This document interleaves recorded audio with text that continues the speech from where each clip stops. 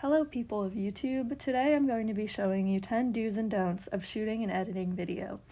I'll be going over some common mistakes and ways to avoid them so that your videos will be Oscar worthy in no time. The first thing is correct framing of your subject. This is an example of what you don't want. Your frog interviewee looking you head on in the center of the frame with a busy, moving, distracting background. Instead, use the rule of thirds to try to place your subject in a way that is more visually appealing, while also using a somewhat plain background that won't be too distracting to the viewer. Number 2, the 180-degree rule. Let's say you're filming a dramatic conversation between two turtles.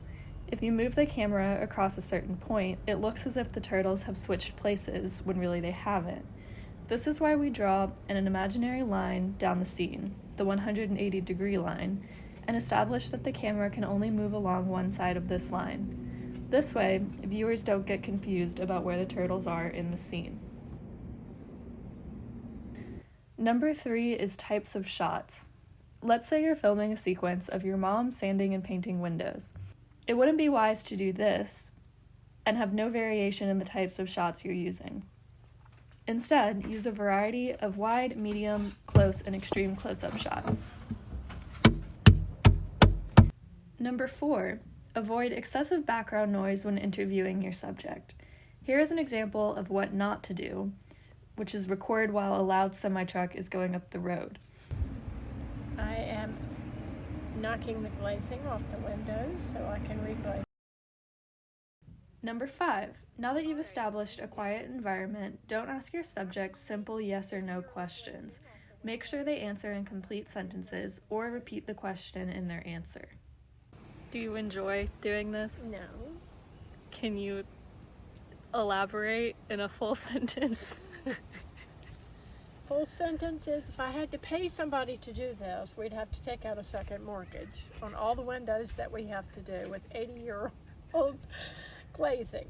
So I look at it from the standpoint that it needs to be done, and I'll do it. Number 6, cover up cuts in A-roll by placing B-roll clips over them. This way you'll have a smooth transition instead of a jump cut. It's in the process of repainting. If I had to pay somebody to do this, we'd have to take out a second mortgage on all the windows that we have to do with 80-year-old glazing. It's in the process of repainting. If I had to pay somebody to do this, we'd have to take out a second mortgage. Number 7, make sure your audio is totally matched up to the video so you don't end up with something like this. The 80-year-old glazing off the windows so that I can Number 8, let's say you're filming a sequence of yourself making a latte. You wouldn't want to show the entire process and bore the audience.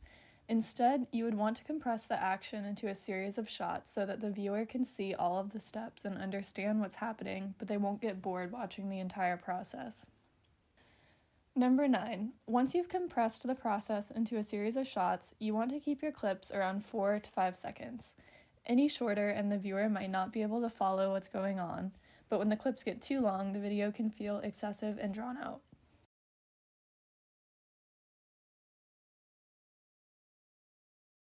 Number 10, lastly, once your video is completed for the most part, it's time to add titles and transitions. You want to keep these looking relatively simple. Flashy text and transitions will distract the viewer and can make your video look unprofessional. My dinosaur computer won't let me add any flashy text or transitions to show an example, but these are the sorts of options you could choose from, and this is what you should stick to. So those are my 10 do's and don'ts. I hope this was helpful for all of your video endeavors.